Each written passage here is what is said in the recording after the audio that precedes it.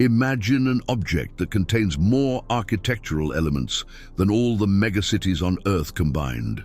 An object where the dimensions of its components are measured in individual atoms, and where a single unnoticed speck of dust can instantly destroy the results of 3 months of work by hundreds of engineers.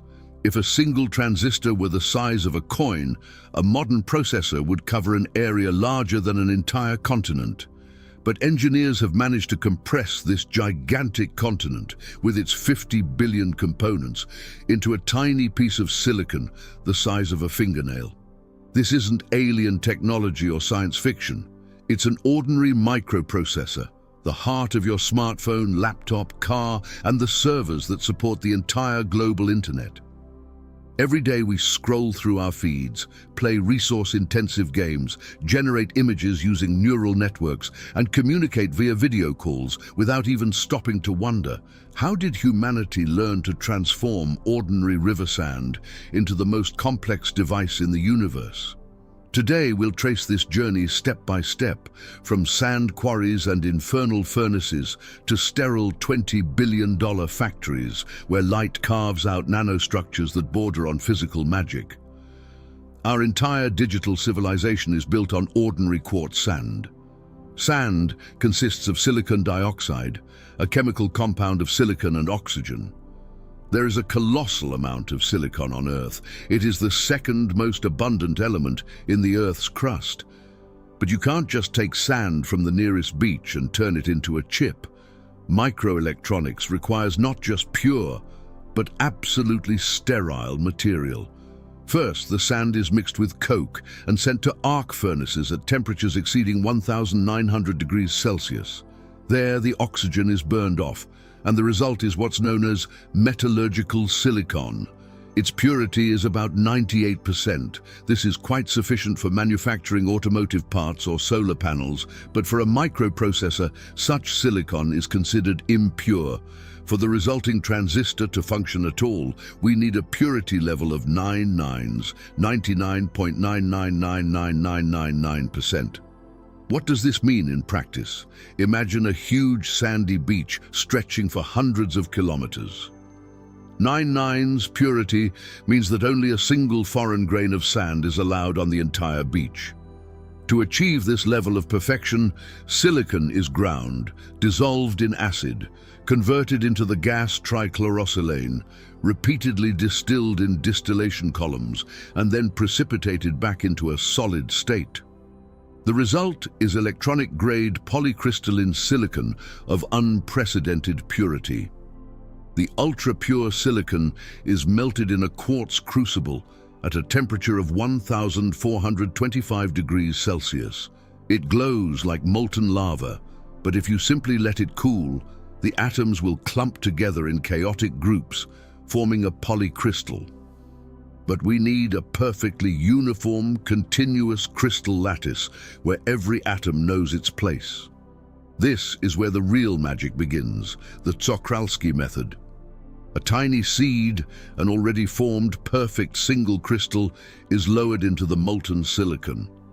The silicon begins to grow around it, replicating its structure. The seed crystal is slowly rotated and pulled upward at a speed of just a few millimeters per hour. A massive, dark, heavily shimmering cylinder, the bulla, gradually emerges from the melt. This is a monolithic silicon crystal weighing up to 200 kilograms, in which billions of atoms are arranged in a flawlessly precise order. As this silicon giant cools, it is leveled and cut with ultra-thin diamond saws into round wafers less than a millimeter thick. These are called silicon wafers, or simply wafers. They are then polished using a chemical-mechanical process until they are mirror smooth. If you were to enlarge the surface of such a wafer to the size of a soccer field, the elevation difference across it would be less than a millimeter. It is smoother than any mirror in the world. The finished mirror-like wafers are sent to giant factories, so-called fabs. Building a single such factory costs more than constructing a modern spaceport, between $15 and $20 billion. And the lion's share of that money goes toward creating clean rooms. The air we're breathing right now is actually full of microscopic debris, pollen, skin flakes, lint from clothing, and tiny droplets of oil. We can't see them. But to a transistor just a couple of nanometers in size, a single speck of dust looks like a giant asteroid crashing into a city. It would instantly sever thousands of current-carrying pathways and destroy the entire wafer. That's why, in ISO Class 1 clean rooms, the air continuously circulates through HEPA filter systems and is completely replaced every few seconds. No more than 10 microparticles are allowed per cubic meter. This is thousands of times more sterile than an operating room during the most complex surgical procedure. An engineer can't just walk in there wearing street clothes. Workers undergo a multi-stage air shower decontamination process and don fully sealed spacesuits, in which their breath and bodily particles are isolated from the external environment. Now comes the key stage, photolithography. We need to etch 50 billion transistors onto the wafer. It's mechanically impossible to do this. That's why the circuits are printed using light. A light-sensitive layer, photoresist, is applied to the wafer. Then ultraviolet radiation is directed onto it through a stencil mask. But here a fundamental problem of physics arises. Modern transistors have become smaller than the wavelength of ordinary light. The light simply bends around the fine details. To circumvent the laws of physics, the Dutch company ASML has created the most complex machines in human history, extreme ultraviolet EUV systems. Inside such a machine, a special generator releases 50,000 droplets of molten tin per second. A powerful carbon dioxide laser fires 2 pulses at each falling droplet. The first pulse flattens the droplet and the second vaporizes it, turning it into plasma. At that moment, extreme ultraviolet light with a wavelength of just 13.5 nanometers is generated.